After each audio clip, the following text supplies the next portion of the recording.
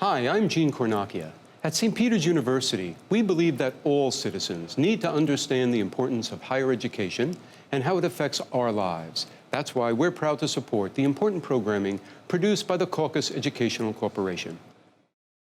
Funding for this edition of One-on-One with Steve Adubato has been provided by Horizon Blue Cross Blue Shield of New Jersey, RWJ Barnabas Health, Guarini Institute for Government and Leadership at St. Peter's University, the law firm of Gibbons, P.C., New Jersey Sharing Network, dedicated to saving lives through organ and tissue donation, Valley Bank, and by Johnson & Johnson.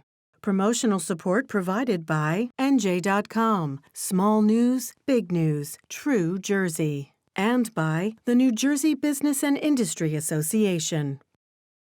This is One-on-One. I'm an equal American just like you are. The jobs of tomorrow are not the jobs of yesterday. Look at this. You got this? Here it is, man. Look at that. Life without dance is boring. I don't care how good you are or how good you think you are, there is always something to learn. Do you enjoy talking politics? No. People call me because they feel nobody's paying attention. Our culture, I don't think, has ever been tested the way it's being tested right now. Such a good question. High five.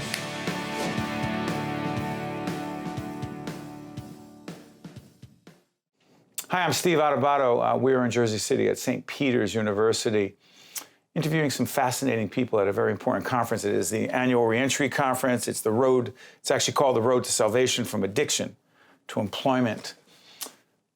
We've interviewed the First Lady, Lieutenant Governor, former Governor McGreevey, who heads up the Reentry Corporation. Two gentlemen you're about to see on camera, a big part of this event. First, I want to introduce to my far right, Michael K.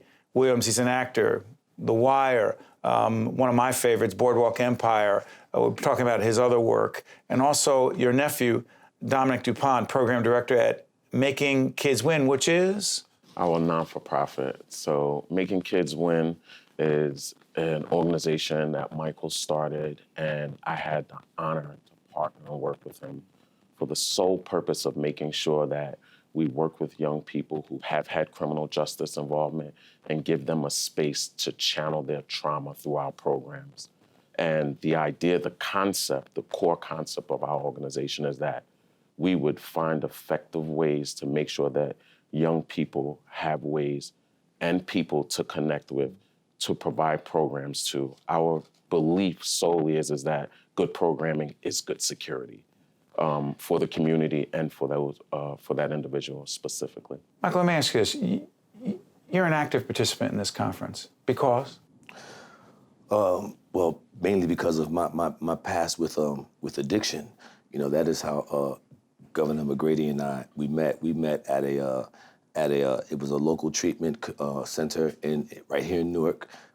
We had met. Why were you, okay, you met Governor McGreevey while you were in treatment? No, while I was staying in Newark. There was a point in my life where you know, Newark, the streets of Newark took care of me. You know. How so? Were you doing The Wire? Yeah, I was during The Wire, and I was struggling within my addiction, and while I was working, and I needed safekeeping, to say the least, and I found that refuge on the streets of Newark with a family right there on Isabella Avenue, you know, South Orange and 18th. We're talking smack dead. In the South Ward of Newark. Yeah, I never felt safer. And it was during that time, these 4 or 5 years, I stayed in Newark, right there in the streets. While I was filming The Wire, I lived a large chunk of that. I lived right in Newark. Yes, sir. While I was filming there, I met my brother and mentor and pastor, the late, great Dr. Reverend Ronald B. Christian. Oh, Ron Christian, yeah. What a extraordinary man who made a difference in the lives of so many. And mine included. It was, you know, we're talking about, I'm a man now, my 30s, and I didn't become a man until I landed on the streets of Newark, because it was through these streets that I had my relationship with God through the Reverend Ronald B. Christian and Christian Love Baptist Church. It was from those relationships that Reverend and I built together that led me to Governor McGreevey and the work he started on me on my path to doing, started here in the streets of Newark. Let's talk about this. As I said, this is the annual Reentry Conference. We're at St. Peter's University in Jersey City. Jersey City and Newark, in fact, two of the biggest cities in this state. But this is a national phenomenon, a societal issue. And you, Dominic, you're not just Michael's nephew and doing important work right now, but your experience, your background, at 19 years of age, convicted of a very serious crime, a murder. Yes, sir. Spent how many years incarcerated? 20 years, 7 months, and 18 days. It sounds like such a cliche. Need to ask you, the impact that had and has had on you, your life, and your view of life today is? So I think it's had a huge impact. You know, I spent some of my teens in prison, all of my 20s, all of my 30s, and started my 40s prior to being given the privilege of executive clemency from the governor of the state of New York. And the word clemency, which a lot of people don't really know what that root word means, is mercy. So, so my life was impacted in a really huge way by being extended mercy. Incarceration has had a huge impact on my life and on the lives of people that I care about that are really close to me. And that was the catalyst to me doing the work that I've done in prison, and that work has transcended from prison into the community. Excuse me, I want to be clear. That clemency, in large part, came because of your work in prison, because of the impact you were having on others who were in prison. Yes, right? sir. Yes, sir. I need to ask you, why did you do that?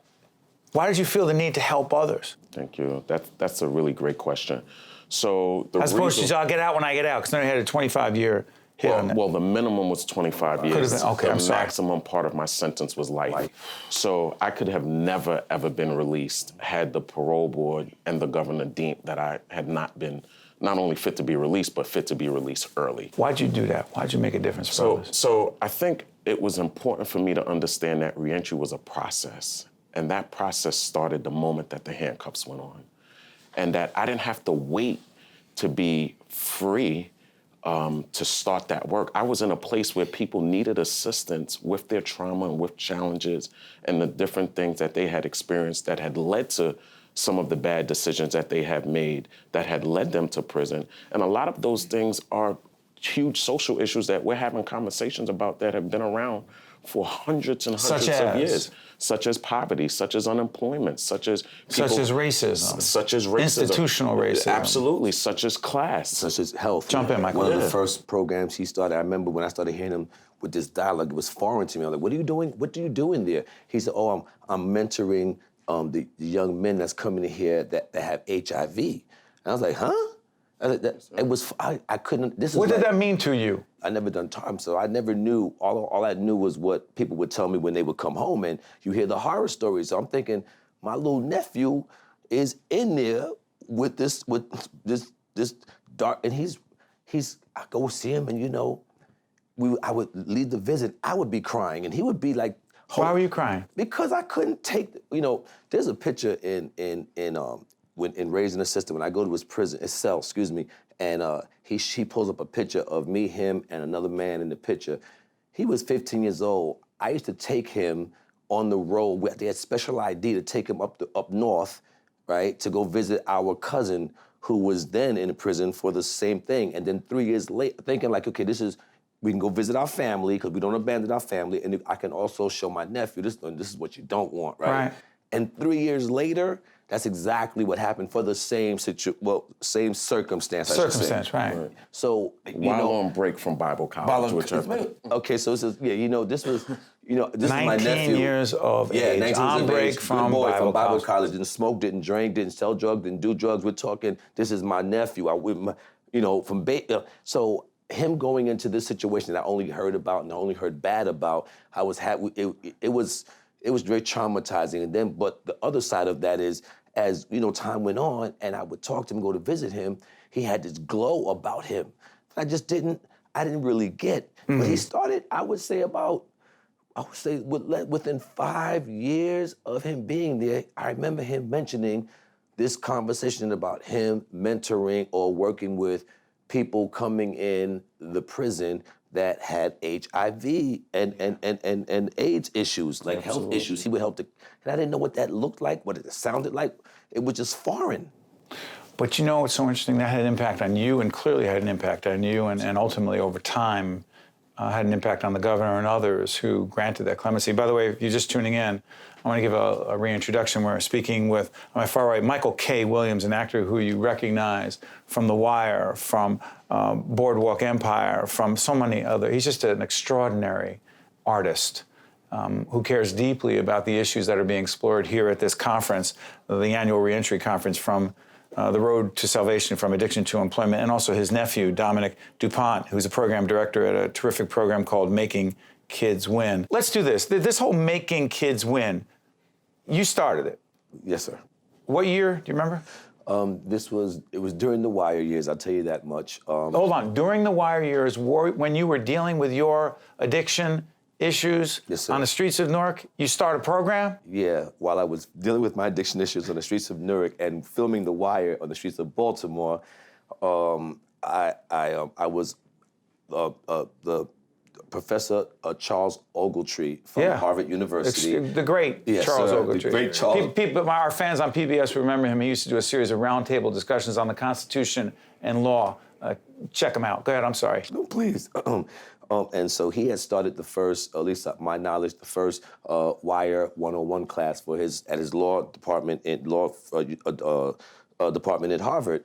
So I guess at the end of that first semester, he had wanted to reward the class with a visit from the cast of The Wire. So he assembled, and he just bring us and meet and greet, whatever. So you're up at Harvard? Yeah. They haven't invited me yet, but go ahead. They didn't realize they invited the sickest puppies in the bunch.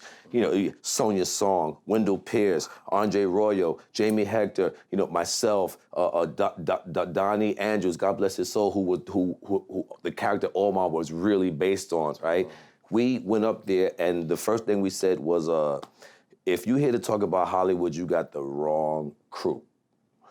We all got very personal issues with our own personal relationships to The Wire, to the stories that the people that these stories are being told about, and we want to talk about the change that needs to be done. So there'll be no more television shows like The Wire. That was how we went in on that, and needless to say, that turned into a relationship with us and Harvard, and over the space of about 2 to 3 years, several symposiums, what they believe they call them, and Ogletree took me under his wing, and throughout these years, he'd always pull me aside and say, Mike, so when you're going to start your nonprofit? And I was like, no, Tree, you must be talking about Jamie. I know we're both dark-skinned, he has a scar too, but he's doing Moving Mountains. That's wrong guy. So he's like, no, Mike, I'm talking about you. And he kept nudging that over the space of these 2 to 3 years, where I broke down in tears one day at Harvard, and I said, the reason why I don't want to do this is because I don't know what I'm doing. I don't know how to do it. I don't have what it takes. I don't have the education. You didn't have the confidence? No. Despite your stardom, despite the fact that you had so many fans, me just being one of millions, that didn't do anything for your sense of self? I didn't think I had a voice. I didn't think my voice mattered at that point, still at that point in my life. Where we come from, I didn't think my voice mattered. Who's going to want to support me in an organization that I want to help my community? Who's going to give you money? Who's going to believe me or give me money? And you know what they said to me? Don't worry about that. We'll take care of that for you. All you got to do is bring what you already have, passion. That's right. And that's how it started? And Professor Ogletree put these young ladies, his students, around me, and they put all the nuts and bolts together, and they registered, but it didn't become, I didn't do anything with that. That's what I'm on record until he came home. Let me ask you, Dominic. So you come out. Tell everyone when you got out. So I got released January 22nd, 2018. You come out. You know what your uncle's been doing. You know his stardom. You also know his struggle to the degree you can. Absolutely. Right? What do you think you owe at that point to him and to so many others who are struggling? Yeah, so at that point, I really had a desire to make sure that I continue the work that I was doing in the prison. For me, it was work that was really relevant, it was really important, and I wanted to find a way to make sure that I could still tap into what the community needed.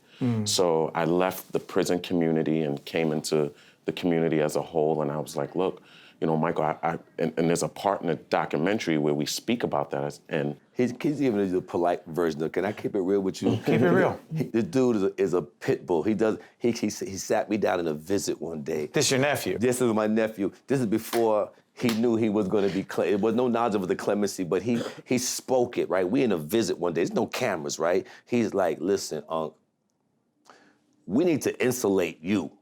Insulate? Yes, that's the word he used, bro. He says, yo, we need to put we gotta like insulate you. That's the word he kept using, and I knew in my heart what that meant. What right? does it mean for the rest of us? It means I need to be more careful around the people I keep around me. I need a stronger team around me, more efficient people, you know, and more thinkers.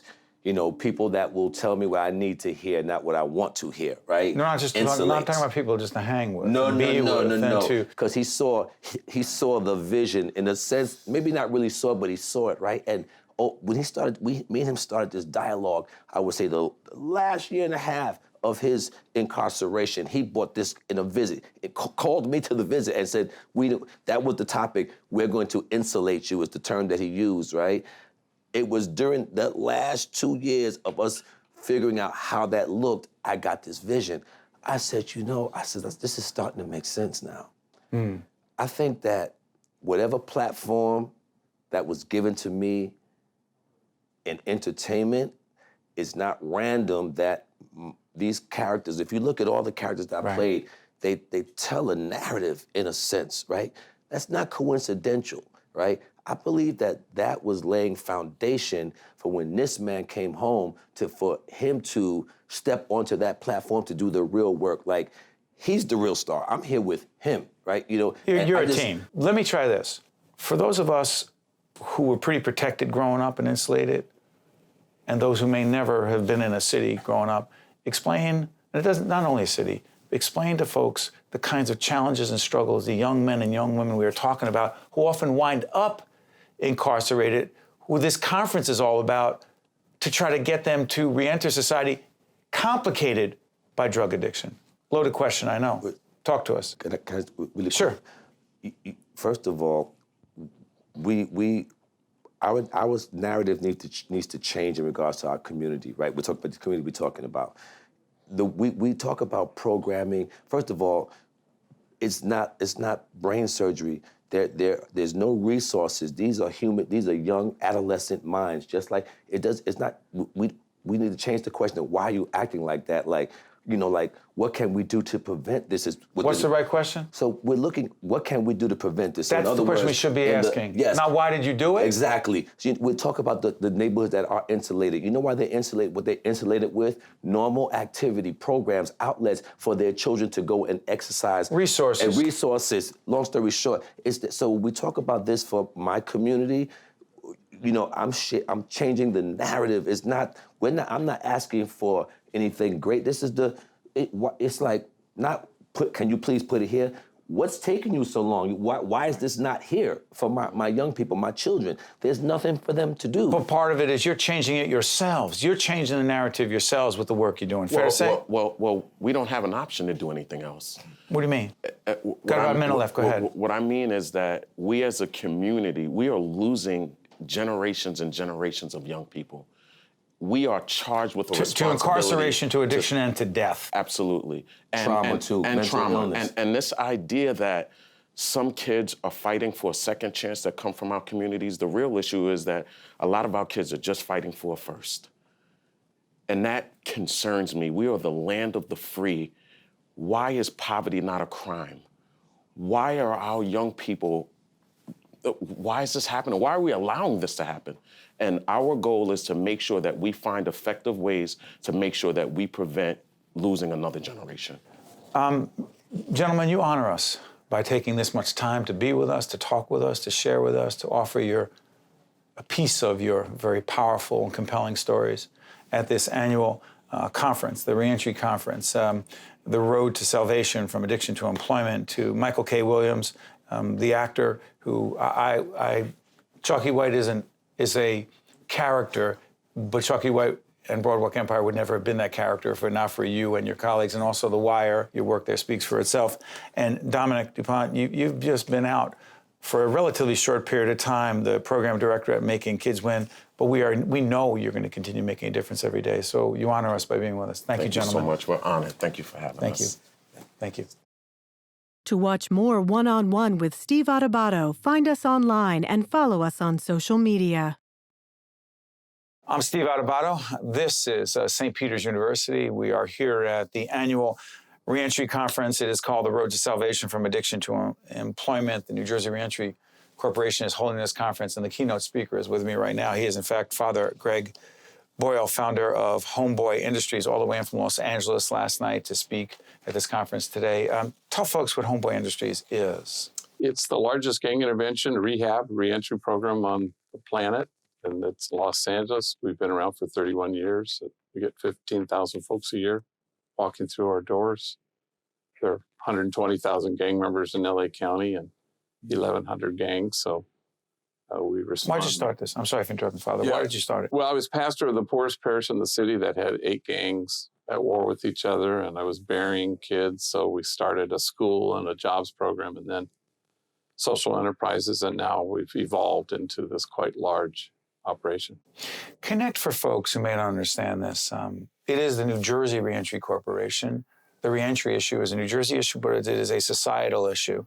Explain to folks how challenging it is for people who have been incarcerated to come out and reenter society and find employment, not much more complicated because of the addiction often to opioids.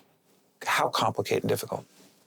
Well, the complication in Los Angeles is a gang involvement and how they heavily stigmatize themselves with tattoos and things that are... Stigmatize themselves? Yeah, by putting tattoos on themselves. And, and so the degree of difficulty in trying to locate gainful employment gets higher and higher. We try to, combat that and have done... How? Well, by changing the image of folks. If you think that human beings are involved, you might give people a chance. You might start to think maybe perhaps we're all a whole lot more than the worst things we've ever done. So Homeboy stands as a notion, which is what if we were to invest in people rather than just trying to incarcerate our way out of this problem. In Los Angeles' case, it's an intense gang issue. Okay, but we're in Jersey City. If other cities like Newark and Patterson and Camden and Trenton, do you feel, Father, that the Los Angeles experience, the gang-related experience, is in any way significantly different than the urban gang-oriented activities and the challenges that these often young men, but also young women, face in New Jersey? Well, I think we still need to kind of shift how we see crime. What's our diagnosis? How do you analyze what this is about? And in the end, even the opioid crisis, people are in need of some kind of healing. So at our place, we've evolved from employment-centric to healing-centric. What's the difference? Well, the difference is, unless people can discover the truth of who they are and discover some deep and profound resilience, they're going to keep reoffending no matter what happens. So an employed inmate, for example, may or may not reoffend, and an educated one may or may not. But a healed one won't ever go back to prison. That's our premise. For those who don't understand and say, listen, someone is offended, let them do their time. They come out, wish them the best. That's their approach. Not my problem. I didn't do it. They did the crime. You say what to those folks? Because there are a few of them. They've done their time and they don't, begrudge society from insisting on that. But then they've done their time and that should be the end, rather than nobody knew that this was going to be a life sentence, that they would be prevented from everything from voting to renting to employment. And that's not very smart. First of all, it's not very smart. Why not? Crime, because it's costly. In prison costs a lot of money. Recidivism costs a lot of money. Costs us a lot of money. So, and then the aerial view on this, of course, is we belong to each other. So you want to be a society that has a more compassionate, expansive view. What if we were to imagine a circle of compassion and then imagine nobody standing outside that circle?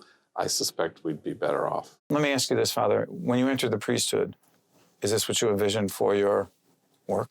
Well, I'm a Jesuit, like this institution. The answer would be yes pretty quickly Yes. once you said that. Yeah. So, Explain to folks who may not understand. A priest, a Jesuit priest is not simply a priest. My son went to Fordham, so I know just a little bit. I was educated by the Christian Brothers. A little bit different, but go ahead.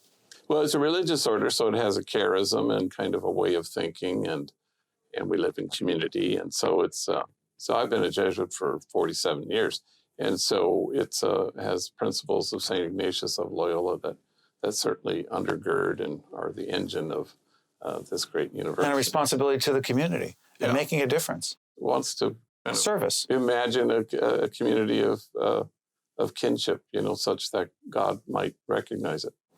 Final question for you.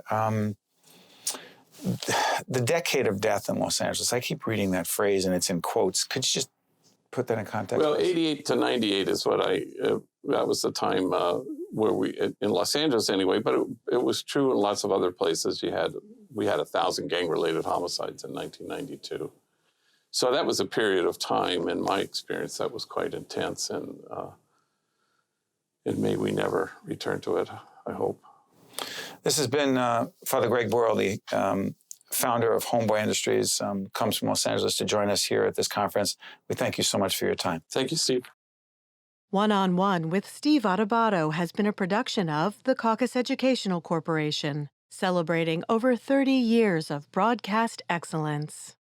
Funding for this edition of One-on-One with Steve Adubato has been provided by Horizon Blue Cross Blue Shield of New Jersey, RWJ Barnabas Health, Guarini Institute for Government and Leadership at St. Peter's University, the law firm of Gibbons, P.C., New Jersey Sharing Network, Valley Bank, and by Johnson & Johnson. Transportation provided by Airbrook Limousine, serving the metropolitan New York, New Jersey area.